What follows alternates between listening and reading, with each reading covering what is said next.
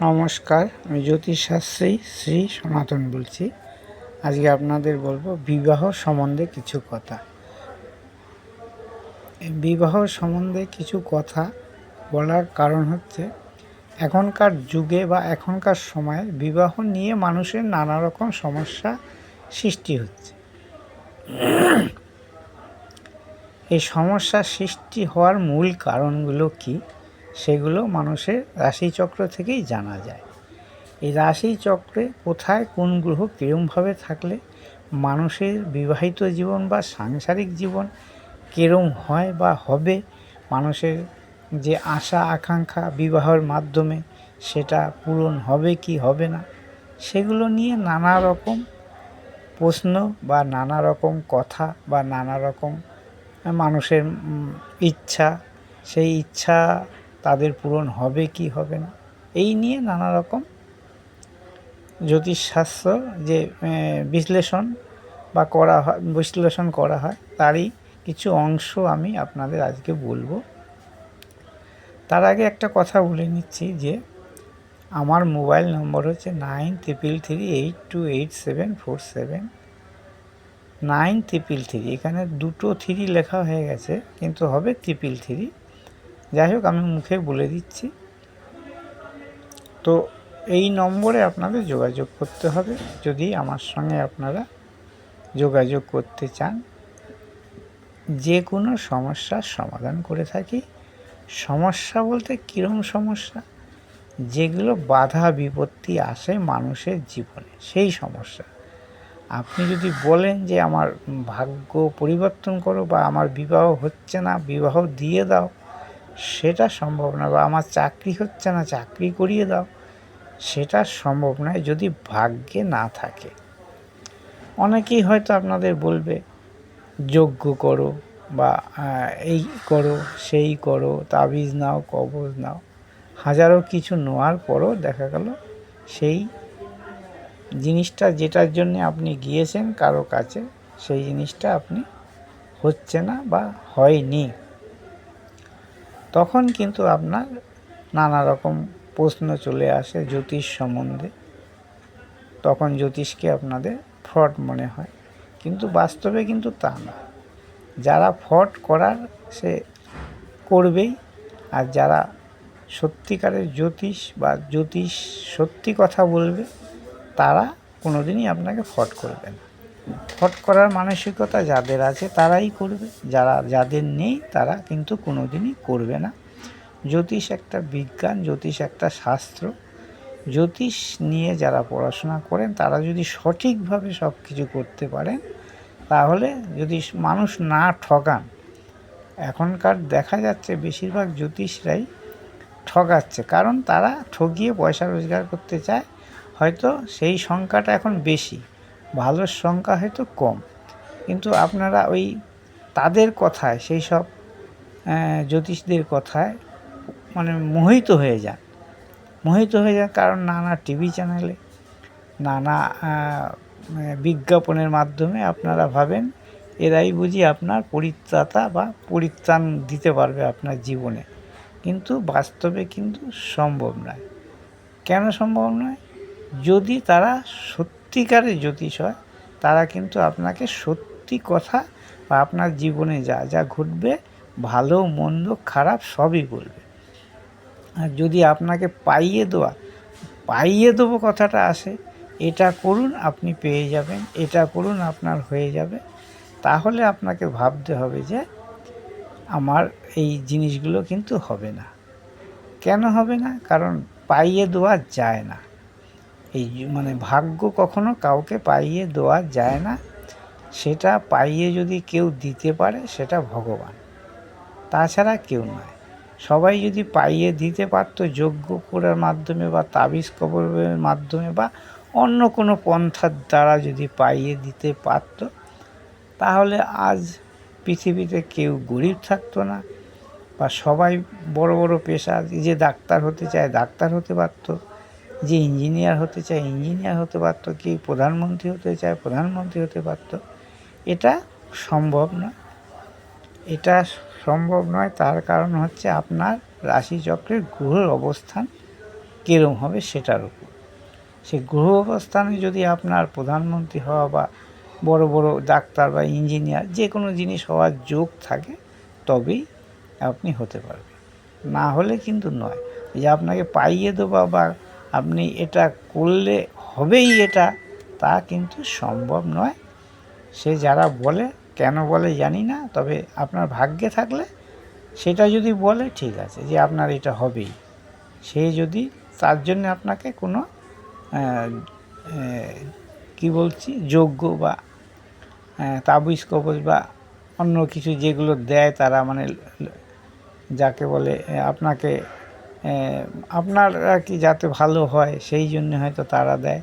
কি দেয় তাও জানা যায় না, কিভাবে হচ্ছে তাও জানা যায় না, কারণ পাবলিকরা নানা সমস্যা পড়ে জ্যোতিষীর কাছে আসে। সেই সমস্যা উপরই তাদের ফোকাসটা থাকে।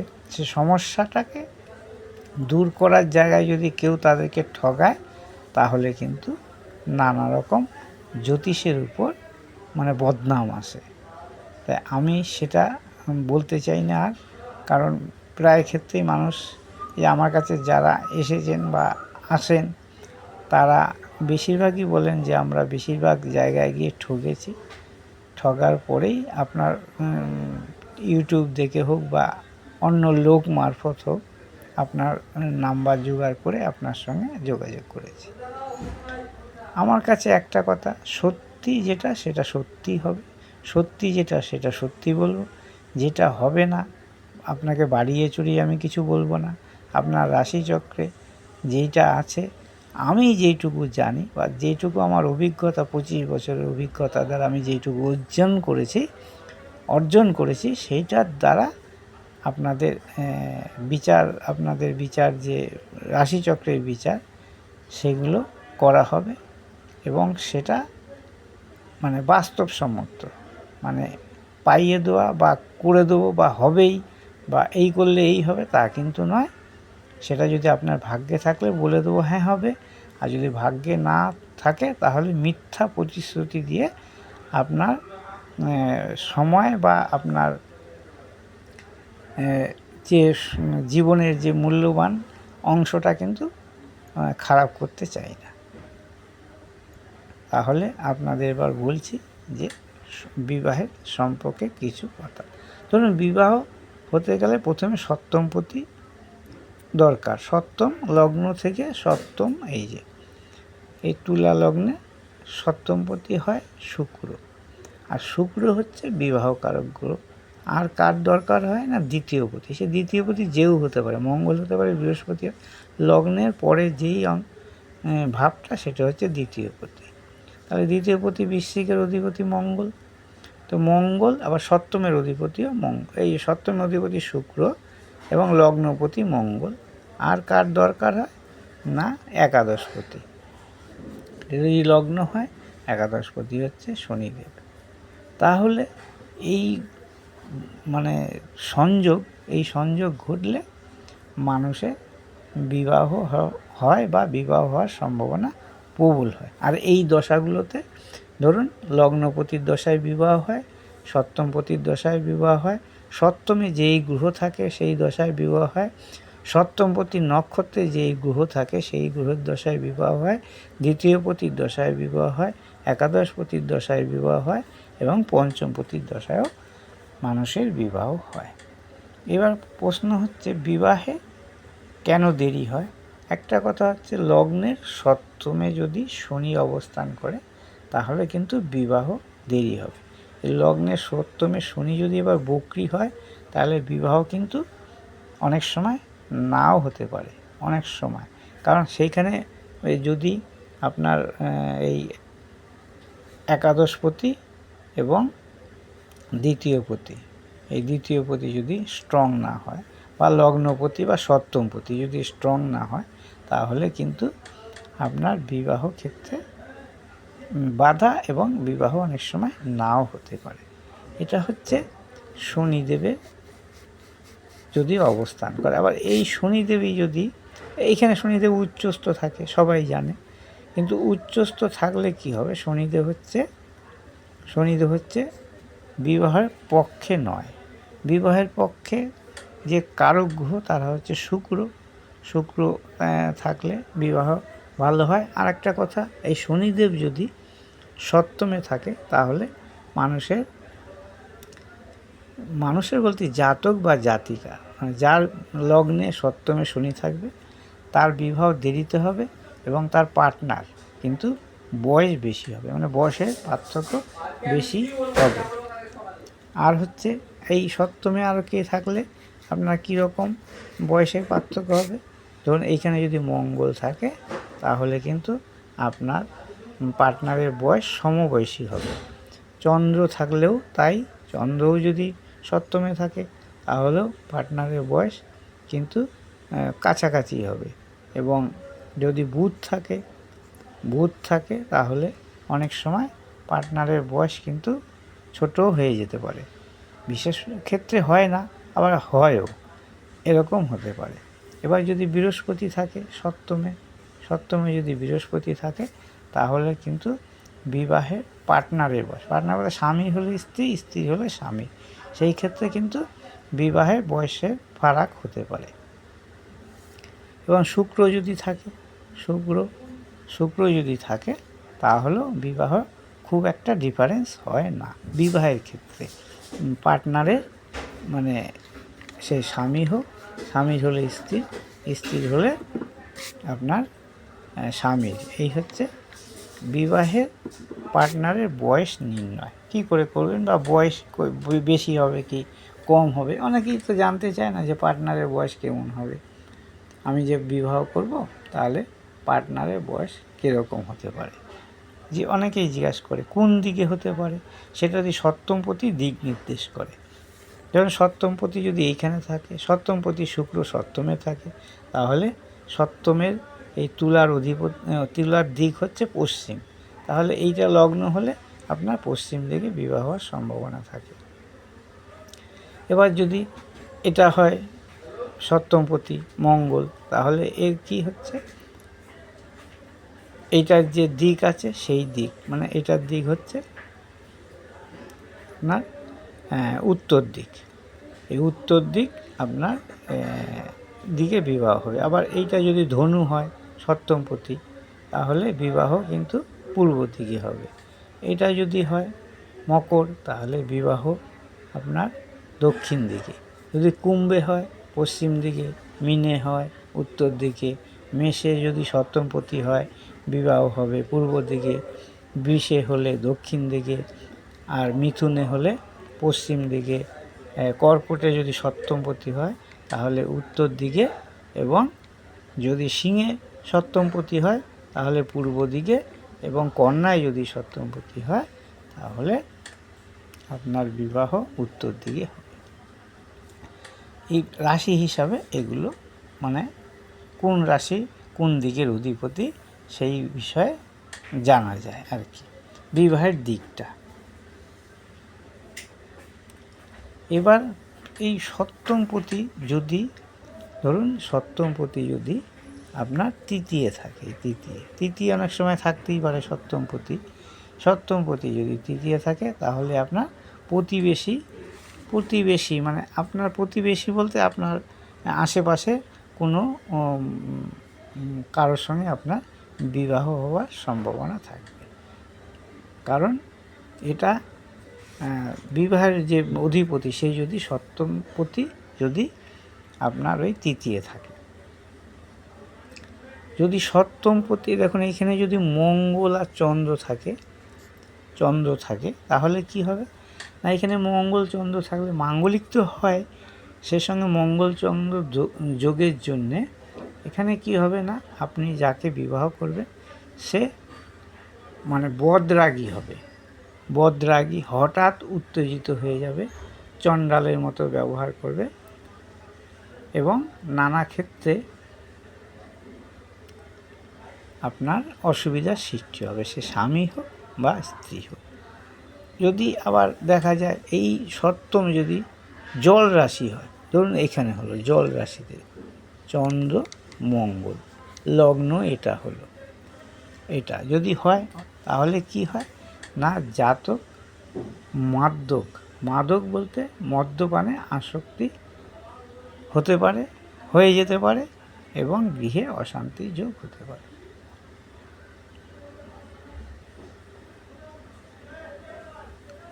এইভাবেই আপনি যদি বিচার করেন বা এরমভাবে যদি আপনার গ্রহচক্র অবস্থান করে রাশিতে, তাহলে এগুলো কিন্তু ভালো বোঝা যায়। এবার যদি অনেক সময় দেখা যায় কি যে বৃহস্পতি শুক্র ধরুন, এটা আমি মুছে দিচ্ছি, সপ্তমে যদি বৃহস্পতি এবং শুক্র অবস্থান করে সপ্তমে, এই লগ্নে সপ্তম, তাহলে কি হবে? বৃহস্পতি অবস্থান করলে না আপনার বিবাহ কিন্তু ভালো হবে, খুব ভালো বিবাহ হবে এবং বিবাহের ক্ষেত্রে জাঁকজমকপূর্ণ হবে এবং বিবাহ মানে যাকে বলে আর কি সুন্দর আর কি, এই বিবাহে কোনো রকম মনোমালিন্য বা কোনো রকম বাধা বিপত্তি আসবে না যদি এরকম থাকে। আবার যদি মঙ্গল শুক্র বৃহস্পতি একসঙ্গে থাকে, বৃহস্পতি না, মঙ্গল শুক্র শনি, ধরুন এখানে মঙ্গল শুক্র শনি অবস্থান করল, তাহলে কীরকম হবে? তাহলে পরস্পরের প্রতি যে সম্পর্ক আছে সেই জীবন মানে তা কিন্তু কখনো ভালো কখনো খারাপ, আর বেশিরভাগ ক্ষেত্রে দেখা যায় যে এরকম ঘটনা ঘটলে নিম্ন শ্রেণীর মানে আপনার শ্রেণীর থেকে মানে নিম্ন শ্রেণীর স্ত্রী বা পুরুষের সঙ্গে সম্পর্ক স্থাপন হয় যদি এরকম থাকে। এইভাবে যদি আপনারা দেখেন আপনাদের রাশি চক্রে, আপনারা নিজেরটা বুঝতে পারবেন। তো এই বোঝাটাই হচ্ছে ব্যাপার। এবং এবার নক্ষত্র থাকে, নক্ষত্রের মাধ্যমেও বোঝা যায়। সেই যে যত মানে ভালো বুঝতে পারবে তার মানে রাশিচক্রে যে ফলটা কিন্তু ভালো বলতে পারবে বা বলা যায় এই অবস্থান থেকে। আজকে এই পর্যন্তই।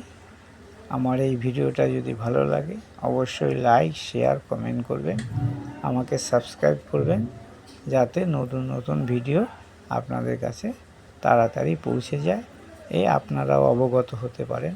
আমার মোবাইল নম্বর 9333, এখানে 3টে 3 লেখা নেই, 33 হয়ে গেছে, আর একটা 3 হবে, 9333828747।